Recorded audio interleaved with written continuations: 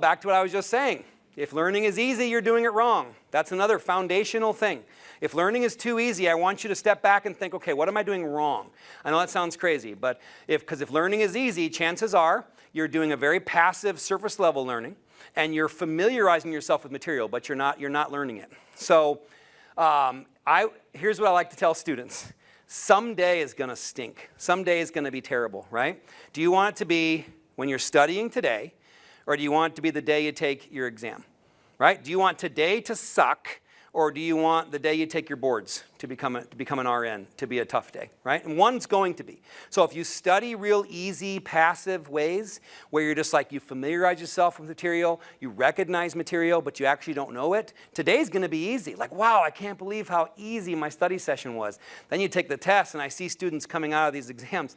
I saw two of my favorite former students come out of a chemistry exam the other day like it looked like their cat had just died. And that's the look I want you to have when you're learning something, not when you're being tested on, not when you're trying to prove you know it. So effort and all those kind of things. Students that struggle through material, to me, they always know it better. That's what I mean when I say I would take a hardworking C student like any day. I'm not impressed. Like, I was one of those students. I could get, I had a great brain, you know, and so I could do really well in school and not have to work very hard. So I just was kind of lucky. I knew information, but I never really learned how to struggle through things. So I would say 90% of what I know is stuff I've learned after college. I breezed through college, got the grades I need. I took it somewhat seriously, but I didn't have to take it very seriously because learning was easy. So it's like I already have an A in a class. How much more work should I put into it? Well, that's a bad way to look at it.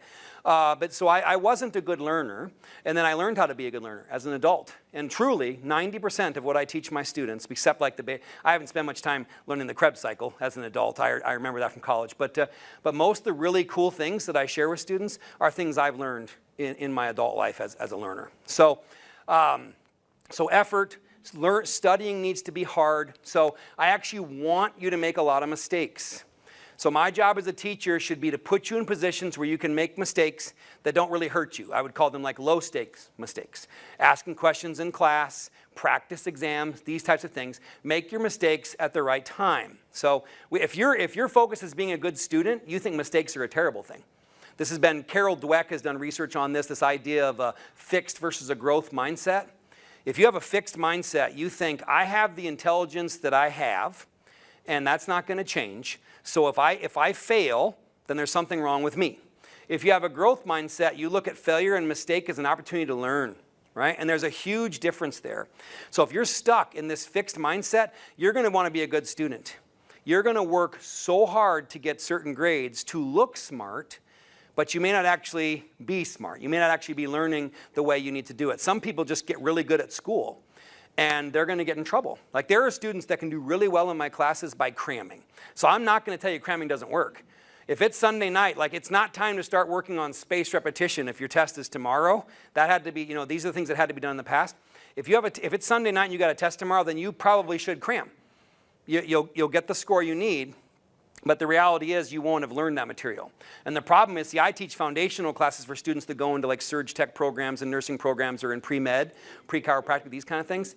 So that's, I mean, you can do that. You can be a good student and you can get the grades you need in my classes. And then you have to relearn all that information in the future because you learned it, but you didn't actually keep it in your brain. So then you have to go through all that work relearning the stuff in the future. So so a good learner would actually learn these things now instead of waiting for later. So no, mistakes are not bad. So if you remember, there's like a couple taglines I'll tell you, but if you remember this, when you're learning, fail fast, fail forward. That sounds crazy to fail fast, but here's the thing. If you're going to fail, you may as well do it quickly. You may as well find out right away that you don't know something, so you can find a way to learn it. And if you're going to fail, you should fail forward. So let me give you some ideas. So I actually put rule number 1 in my classroom is here as a reminder. My son, Oliver, is in pre-kindergarten. And they gave us the first day we got to meet the teachers and we got the sheet. And classroom rule number 6 is that mistakes are okay. It's okay to make mistakes. And you know what I told them? I said, that should be rule number 1. That's rule number 1 in my classroom. The students that answer questions incorrectly, that ask questions that other students might think are stupid, those are the students that I want. The other ones are pretending to be smart. pretending they have all the answers. Like, I absolutely want you to make mistakes. So failure is super, super important. I have a video of my son coming up. I hope it works. I did it on a PC. I really hope it does. But so mistakes. So how do we make good mistakes? How do we fail fast and fail forward? Well, first of all, you have to make mistakes. Can you make a mistake if all you're doing is reading and rereading your textbook? You can't. You recognize that sentence. Your brain says you recognize it. It's right in front of you. If your book is open, you can't really make mistakes. When you close your book and force yourself to try to remember things, when you try to answer practice test questions, when you put yourself in a situation where you even can make mistakes. So you can't learn from your mistakes if you're not making any. And if you're a passive learner, you won't be making very many of them. I have students that come to lecture. They hear what I say. They even record lecture. They hear me say it again. I make videos where they hear me say it again. I make review materials where they see me or hear me say it again. And all those times, they couldn't have made mistakes because I was the one. I guess I might have made a mistake, but I was the one doing I was pushing information into their brain. So you can't, if you don't put yourself in a situation where you can make mistakes, you're never going to make them, which means that you might feel really good about that session, that study session, but you're not going to actually learn anything. So good students want to look smart. Good learners want to be smart. Huge difference. Are you willing to ask me questions if you don't understand? Are you willing to ask me to clarify something? Or are you just gonna sit there and pretend you all got it all figured out, cram for the exams, and et cetera, et cetera? So mistakes are opportunities to grow and improve. That's what a growth mindset is all about. They've done that, and whether you've heard that term or not, it's basically whether or not you think you can improve. Whether or not you think your brain can improve, you're right. If you think that your brain is stuck, I don't understand this because I'm stupid, or you think I don't understand this yet because I haven't put in the time or I haven't figured out how to learn this material, then you're going to be right. So Carol Dweck's research in this area, what they found is they're watching students' brains while they have them take exams, they answer questions, then they show them the correct answer, then they show them why the correct answer is correct. People with a fixed mindset, they answer the question. They pay attention to the did I get it right or not? They pay attention. They don't pay attention to why the other answer was right, or why their answer was wrong. They're just like, I just don't know it. I don't know it. I don't get it. This is who I am. That's what a fixed mindset's all about. Growth mindset, mistakes. So mistakes aren't because I'm stupid. Mistakes aren't because I'm not cut out for this. Mistakes are opportunities to learn. So why did I miss that question? Why did I think that was the right answer? Why am I wrong? What is the right answer? And why is that the right answer? I have students fill out a sheet called the Test Correction and Analysis Worksheet, where that's exactly what they do. For every question they missed, why did I miss it? What's the answer I put? Why is it wrong? What's the right answer? How do I know that's the right answer? That's a growth mindset. I'm going to force them to grow whether they want to or not. Like I feel like I'm kind of a coach as a teacher. And what I mean by that is coaches make you do what you don't want to do to get you where you want to be. So whether or not they have a growth mindset, I'm trying to force them into one with things like the test correction worksheet I have them do.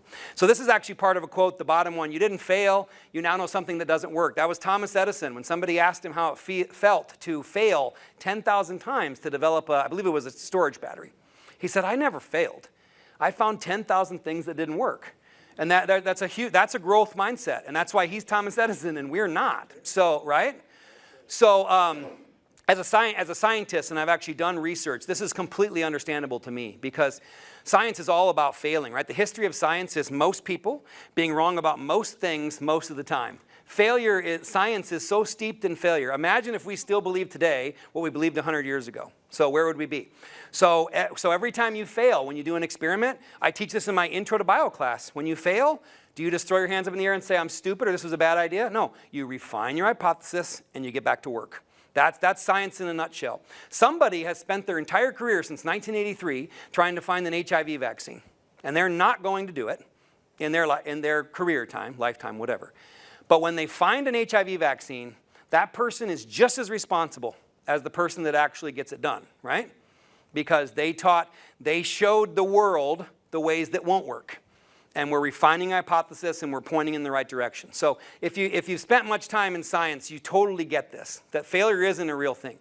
So everyone that succeeds is on the shoulders of the people that have done all the failing for them. So that's just a really important mindset to have. So think about that. I never failed. I just figured out 10,000 things that didn't work. So that's a growth mindset there. So how do you fail forward? Fail at the right time. Don't fail during your exams. Fail before them. Fail by taking practice exams, by quizzing yourself, by quizzing your classmates. Make your mistakes when they don't hurt you. So fail when you're studying, not during your exams. Feedback, very important. So what I like to say is you got to know which bone to bone up on. You've all heard about boning up on something, right? So I teach bones. So you got to know which bone to bone up on. So if you don't know what you don't know, then you can't focus your efforts. And those are the techniques that I'll show you here in just a moment. So you got to be able to correct your mistakes. So whether it's test corrections or figuring out why you're doing something wrong somewhere else. You know, most of my students care about tests primarily. But you have to be able to correct your mistakes. The worst mistake is one you make twice. So we have cumulative exams. So if you make a mistake in the Unit 1 exam and don't figure out why you missed it and what the right answer is, I'm not going to ask the exact same question. I'm not that lazy on the final exam. But I can guarantee you the topics are going to be the same because what's important hasn't changed. So the worst mistake you make is the one you make 2 times. It's okay that you missed it at the beginning, but if you don't understand surface anatomy terminology now, you don't fix that mistake, and I ask you about surface anatomy terminology in your final exam and you miss it again, well, shame on you. I gave you the opportunity to learn from your mistakes. So the worst mistakes, which I guess I said mistakes aren't real, but there are mistakes that are real. Mistakes you don't learn from are the ones that are real. So if you make a mistake and don't learn anything from it, that's a mistake. If you learn from it and you fail forward, it's not. So let's hope this will work. Hey, Oliver, what do we do if we fall down or we make a mistake? Try again. We always try again. Never give up. Never give up. I want to cry. That's my son, and that is if that's the only thing I ever teach him, is that we never give up, and I'm thinking about tearing up a little bit. If we never give up and we try again, I've done my job as his dad, right? Because he'll do great things if that's all he ever considers, is the fact that we learn from our mistakes, we get up, we try again, and we don't give up. That kid is 4 now. He's probably 2.5 there. The number of times he's heard me say that we don't get to give up. That's our family motto, is we don't get to give up. So we all make mistakes, we all screw up, things don't always work out, but we're just not allowed to give up.